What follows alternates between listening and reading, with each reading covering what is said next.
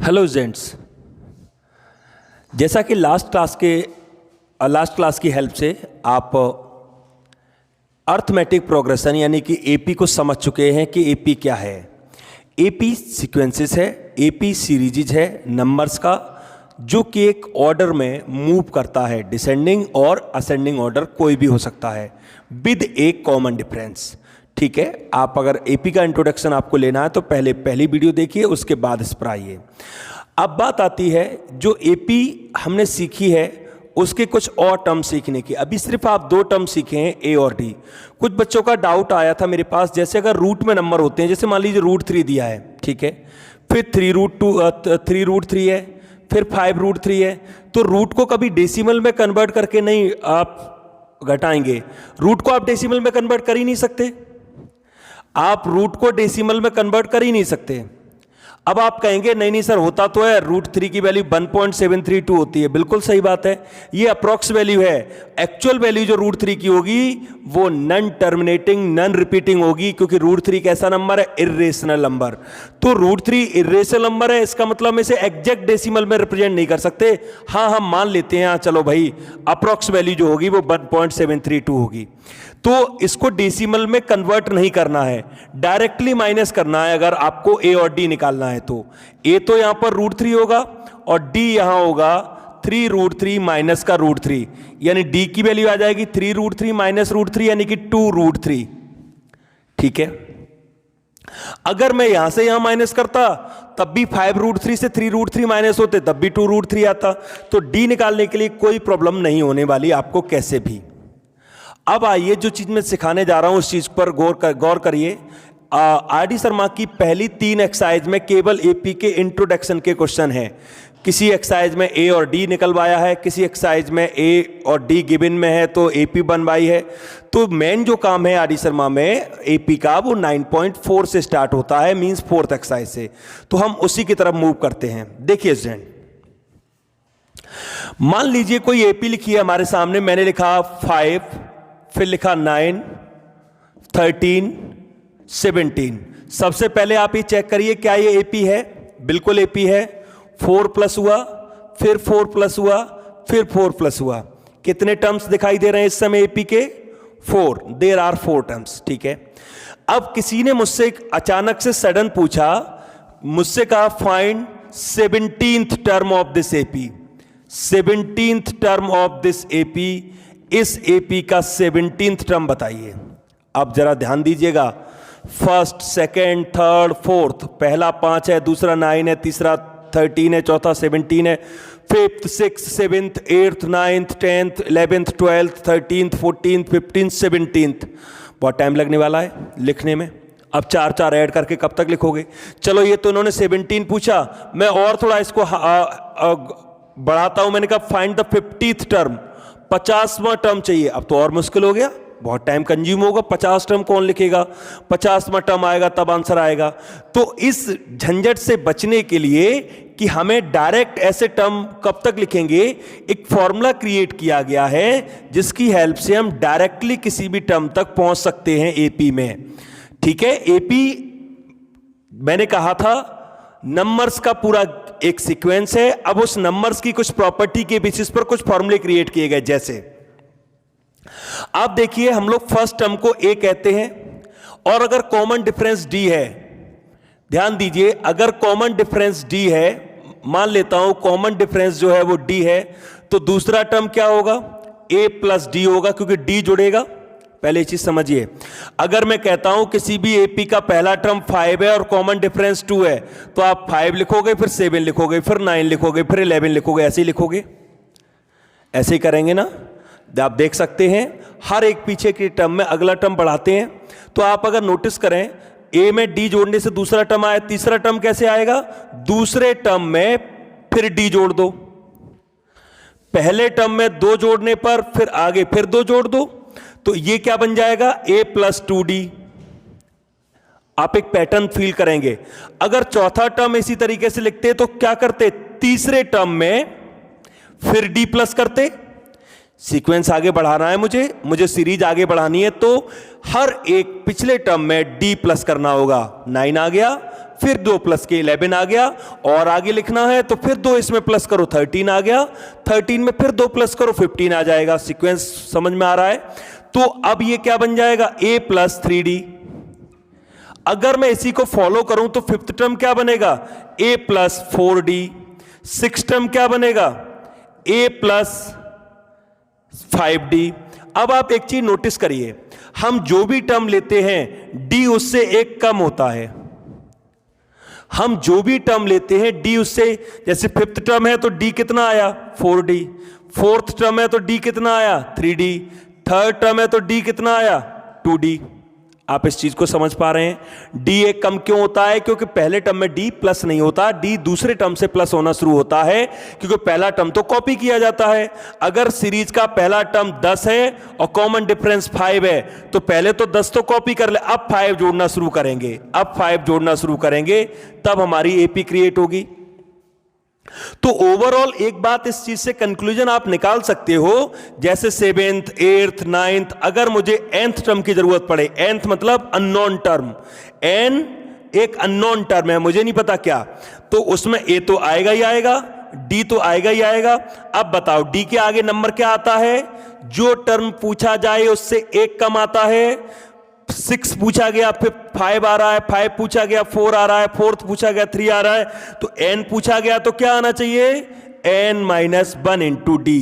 तो इस तरीके से एक फॉर्मूला जनरेट होता है किसी भी सीरीज का कोई भी टर्म डायरेक्टली फाइंड आउट करने का। देखिए, मैं एक साथ ढेर सारा काम आपको नहीं सिखाऊंगा जिससे आपको कवर करने में प्रॉब्लम आए, केवल आज इस फॉर्मूले से जुड़े हुए कुछ क्वेश्चन मैं डिस्कस करूंगा, जिससे कि आपको पता लग जाए कि इस फॉर्मूले को यूज कैसे करते हैं। देखिए स्टूडेंट, फॉर्मूला क्या क्रिएट हुआ, an equal a plus n minus 1 into D. an आपका ध्यान रखना ये nth टर्म है। nth मीन्स कोई भी unknown, 10th 12th 15th 17th 18th जो भी आप पूछेंगे वो nth होगा। a आपको पता है a क्या है, फर्स्ट टर्म ऑफ एपी, जो भी एपी होगी उसका पहला टर्म, ठीक है। n जो भी आस्किंग टर्म है वो होगा, और d क्या है आपको पता है, d क्या है, कॉमन डिफरेंस होगा d, कॉमन डिफरेंस आपका d होगा। तो ये आपके सभी सिंबल के मीनिंग आपको पता है। अब 2 बातें हमें सीखनी होंगी। पहली, जैसे किसी ने मुझसे कहा find 15th term of AP 7 10 13 16। आप देखिए, एक एपी है और उसका 15th टर्म पूछा है, टाइम लगने वाला है, 15 तो बहुत बाद में आएगा, ऐसे कब तक लिखेंगे, तो हम फॉर्मूले का यूज करेंगे। कैसे, इस एपी का पहला टर्म क्या होगा 7, इस एपी का कॉमन डिफरेंस क्या होगा, देखिए कितने का गैप है कॉमन डिफरेंस के लिए, दूसरे टर्म में से हमेशा पहला टर्म घटाइए, और कॉमन डिफरेंस क्या आ गया 3। अब कौन सा टर्म पूछा गया है 15th, तो 15th टर्म के लिए आप फॉर्मूला लिखेंगे a15 या an कह लीजिए। पहले an का फॉर्मूला क्या कहता है, a plus n minus 1 into D. कौन सा टर्म चाहिए 15, थोड़ा सफिक्स में लिखेंगे नीचे की साइड, a की जगह a रहने दीजिए, चलिए अभी n की जगह 15 माइनस 1 इंटू डी, यानी 15th टर्म निकालने के लिए a प्लस 14d लगेगा। और ये चीज तो मैंने एक्सप्लेन भी की थी आपको, जो भी टर्म पूछते हैं हमेशा d उससे एक कम होता है। तो इतने ये दोनों स्टेप न लिखकर आप इसके बाद डायरेक्ट ये भी लिख सकते हैं, डिपेंड्स ऑन योर एबिलिटी। आप अगर डायरेक्ट करना पसंद करते हैं, या आपको समझ में आ चुका है, तो आप ऐसे करिए। अब देखिए a की जगह क्या लगेगा 7, 14 तो है ही है, d की जगह क्या लगेगा 3, 7 प्लस 42, और 7 में हम ये 42 प्लस करेंगे, 15th टर्म 49 होगा। यानी कि इन टर्म्स को अगर मैं आगे ऐसे और लिखता जाऊं तो 15th नंबर पर, 15वें नंबर पर, ये सिर्फ रोल नंबर को इंडिकेट करता है, ये कोई नंबर नहीं होता है। ये समझिए जैसे क्लास में रोल नंबर होता है आपका, तो ये क्लास में रोल नंबर की तरह रेट करता है। 15th नंबर पर किसका नाम है, राहुल का, 17th नंबर पर किसका नाम है? शिवानी का। तो ये सिर्फ क्या कर रहा है? रोल नंबर को इंडिकेट करता है। ऐसे ही 15th प्लेस पर इस सीरीज में कौन होगा? 15th प्लेस पर इस सीरीज में 49 होगा। इस सीरीज के नंबर्स को अगर हम आगे लिखते हुए जाएं तो 15th प्लेस पर आपका 49 होगा। अब देखिए स्टूडेंट्स, मैं और एक क्वेश्चन इस तरीके का लेता हूं, जैसे आपकी एक्सरसाइज का ही क्वेश्चन लेता हूं। जैसे कहा है find 18th term of AP √2, 3√2, 5√2 and so on. ठीक है, अब जरा गौर करिए, इस सीरीज का पहला टर्म क्या? √2। इस सीरीज का कॉमन डिफरेंस 3√2 माइनस का √2, क्या बचेगा? 2√2। और वैसे भी पता लग जाता है बिना देखे, बिना कैलकुलेट करे ही कि हाँ, देखने भर से पता लग जाता है कि अच्छा √2 ऐड हो रहा है, तो चलो डी हो गया 2√2। कौन सा टर्म चाहिए? 18th term. Formula a plus n minus 1 into D, और 18th टर्म के लिए हम चाहें तो डायरेक्ट क्या लिख सकते हैं? a plus 17d। बस d एक कम लेना है। आपसे मैं पूछूं 10th term a plus 9d, 9th term a plus 8d, 5th term a plus 4d, 11th term a plus 10d, 20th term a plus 19d। Clear हो रही है बात? तो 18th term a plus 17d, formula वही है, बस n की जगह वो 18 लग जाता है, जो मैं पहले एक्सप्लेन कर चुका हूं। a की जगह √2 रहेगा, 17d की जगह 2√2 रहेगा, ये √2 रहेगा, 34√2 आ जाएगा, और ऐड करेंगे 35√2। यानी सीरीज के हम आगे टर्म अगर बढ़ाते हुए जाएंगे तो सीरीज में 18वें नंबर पर जो टर्म होगा वो होगा 35√2। इस तरीके से एपी का हम कोई भी टर्म निकाल सकते हैं। ठीक है, अब दूसरी तरफ चलते हैं। कुछ क्वेश्चन इस तरीके से आते हैं, जैसे क्वेश्चन पूछा how many term in the AP 3, 8, 13, 18 और लास्ट में 248। सीरीज यहां पर जाकर रुक गई है। अब समझिए पूरी बात। क्वेश्चन थोड़ा सा चेंज हुआ है, फॉर्मूला वही लगेगा, बस क्वेश्चन थोड़ा सा चेंज हुआ है। जो चीज पूछ रहे थे बस उसमें पूछने की प्लानिंग में थोड़ी चेंजिंग आई है कि इस बार निकालना कुछ और है। देखिए क्या,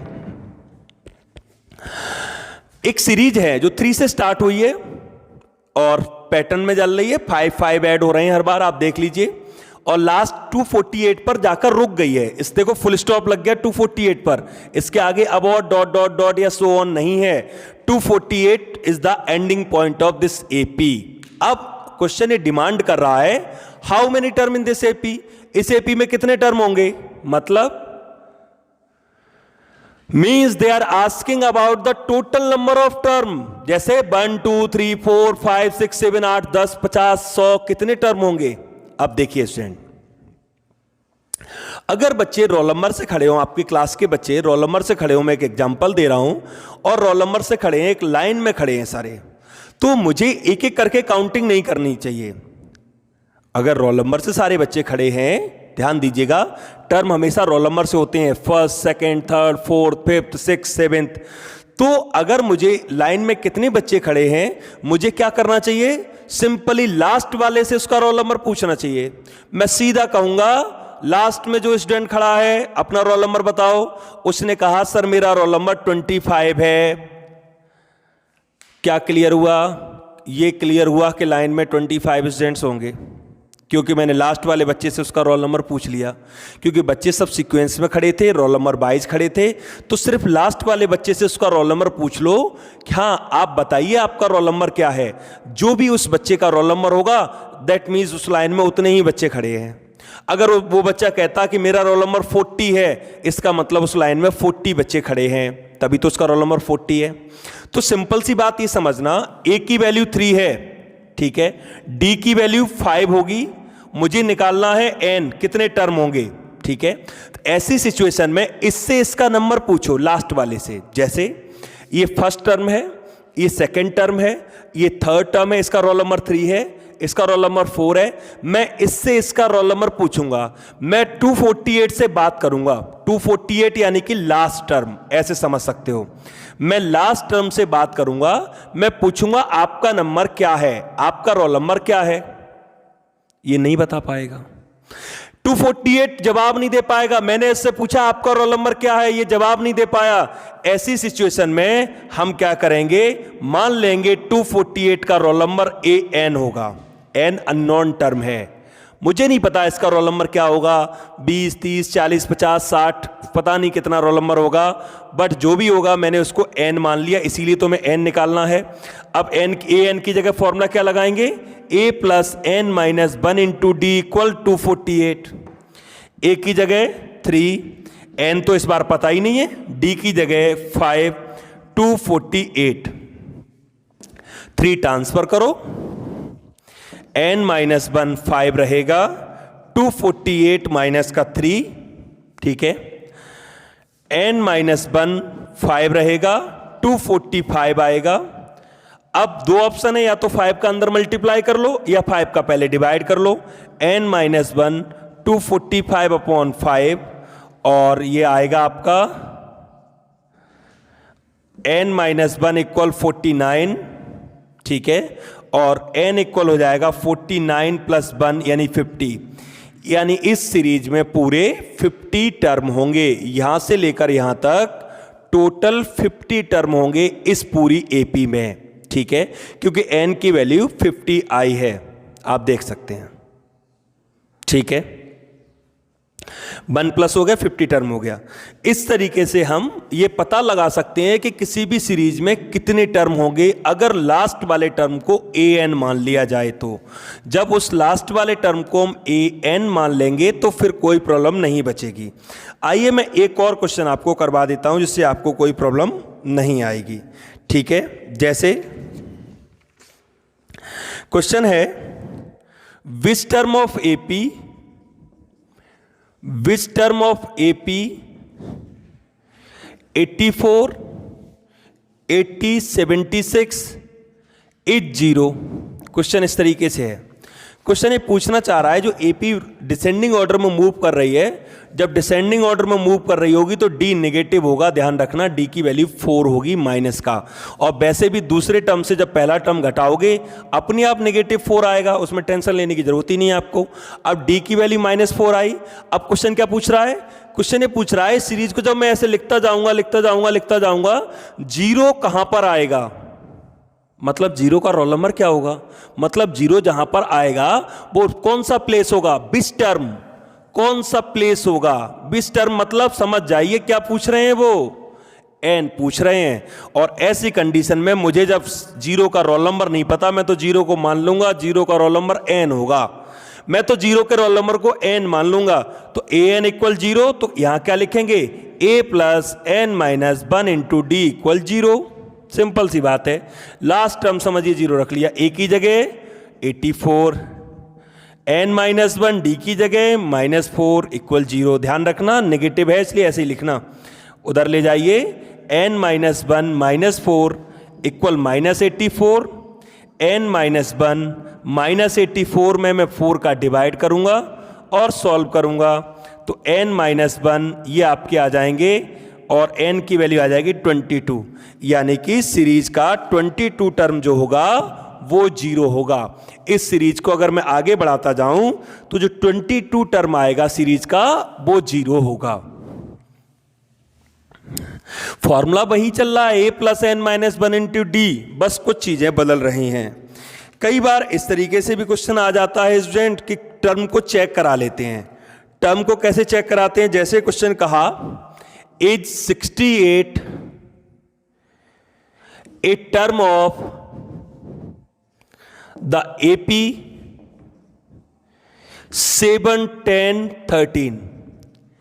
अब क्वेश्चन समझिए, क्या 68 सीरीज में कोई टर्म होगा, बस क्वेश्चन है यस और नो। अब देखो मैं आपको बताता हूं, मैं अगर एक AP लिखता हूं 5, 10, 15, 20, फिर मैं आपसे पूछता हूं कि इस AP में कहीं पर भी आगे क्या 173 आएगा, आप देखती कह दोगे नहीं आएगा। क्यों नहीं आएगा, क्योंकि आपने देखा कि 5-5 का गैप है, 5-5 का गैप है तो 175 तो आएगा, 170 तो आएगा, लेकिन 173 नहीं आएगा। यानी 173 को इस एपी में कहीं कोई जगह ही नहीं मिलेगी। जगह क्यों नहीं मिल रही है? क्योंकि वो उसके कॉमन डिफरेंस में सेट नहीं हो रहा है। समझना क्यों नंबर नहीं आ रहा है बीच वाले। ऐसे तो 7 के बाद 3 आया, 7 के बाद 10 आया, 3 ऐड किया, फिर 10 के बाद 13 आया, 11-12 क्यों नहीं आया? कि वो गैप है ना, कॉमन डिफरेंस, उसका ध्यान रखेंगे नहीं रखेंगे? तो ये चीज समझना, 173 क्लियरली इस सीरीज में नहीं होगा। यानी 173 इस सीरीज का पार्ट नहीं है, इसलिए 173 का कोई रोल नंबर ही नहीं होगा। देखो स्टूडेंट, जो आपकी क्लास का स्टूडेंट नहीं हो, क्या उसका रोल नंबर हो सकता है? जो आपकी क्लास में ही नहीं स्टडी कर रहा, उसका रोल नंबर कहां से आएगा? वो उसका नाम रजिस्टर में होगा ही नहीं। रजिस्टर में नाम नहीं होगा मतलब वो आपकी क्लास का स्टूडेंट नहीं होगा। अब मैं देखता हूं 68 के बारे में पता करना है, 68 इस सीरीज का टर्म है या नहीं है। मतलब 68 क्या इस क्लास का स्टूडेंट है या नहीं है? कैसे चेक करेंगे? मैं 68 का रोल नंबर चेक करूंगा। अगर 68 का रोल नंबर सही आ गया, फिट आ गया, तो ठीक है, 68 हमारी क्लास का स्टूडेंट होगा, मतलब हमारी एपी का टर्म होगा। पता कैसे चलता है रोल नंबर सही आया या नहीं आया? देखिए, रोल नंबर मतलब एन कभी डेसिमल में नहीं हो सकता, एन कभी फ्रैक्शन में नहीं हो सकता, एन कभी नेगेटिव नहीं हो सकता।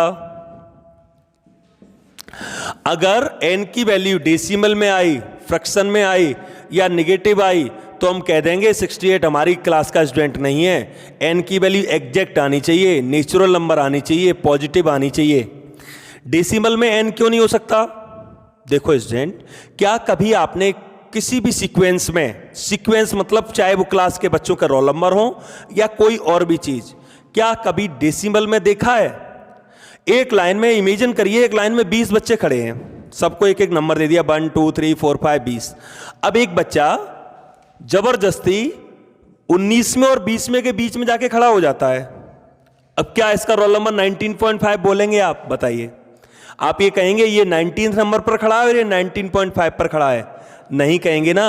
रोल नंबर कभी नेगेटिव होते ही नहीं है। रोल नंबर मतलब काउंटिंग जो भी चीज हम काउंट करते हैं ना, काउंटिंग डिजिट यानी कि नेचुरल नंबर, तो वो 19 के बाद फिर इसका रोल नंबर 20 हो जाएगा, इसका 21 हो जाएगा।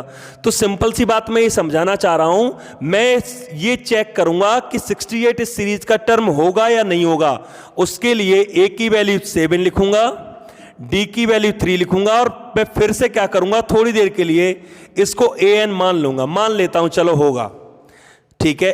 ए plus N minus 1 into D equal 68। A की जगह 7, एन माइनस 1, डी की जगह 3 और 68। 7 उधर भेजेंगे, ये 3n minus 3, 68 minus 7, 3n minus 3, ये आपके 61 बचेंगे, ठीक है। तो 3n इक्वल हो जाएगा 61 प्लस 3, n इक्वल हो जाएगा 64/3। आप देखेंगे 3 से 64 सॉल्व होगा ही नहीं, कंप्लीटली सॉल्व नहीं होगा। कैसा नंबर आने वाला है? डेसिमल में। इसका मतलब 68 हमारी इस एपी का टर्म नहीं है। अगर 68 इस एपी का टर्म होता तो यहां पर n की वैल्यू एग्जैक्ट आती, ऐसा कोई नंबर आता 3 से पूरा सॉल्व हो जाता, तो आंसर यस हो जाता। अब ऐसा रोल नंबर आया है जो फिट ही नहीं बैठ रहा है, इसका मतलब 68 इस एपी में कहीं पर भी नहीं आएगा, ठीक है। तो स्टूडेंट आपको पता चला होगा कि इस फॉर्मूले का a plus N minus 1 into d का कैसे इस्तेमाल करना है। धीरे धीरे आप और भी क्वेश्चन सीखेंगे। मैं जानबूझकर काम को आगे नहीं बढ़ा रहा हूं कि आप जितना कर सकें उतना ही काम आपको दिया जाए। तो आप इतने काम को पहले आज क्लियर करिए। जितने टाइप के क्वेश्चन मैंने आपको समझाए हैं इसी से रिलेटेड वर्क आपको प्रोवाइड किया जाएगा।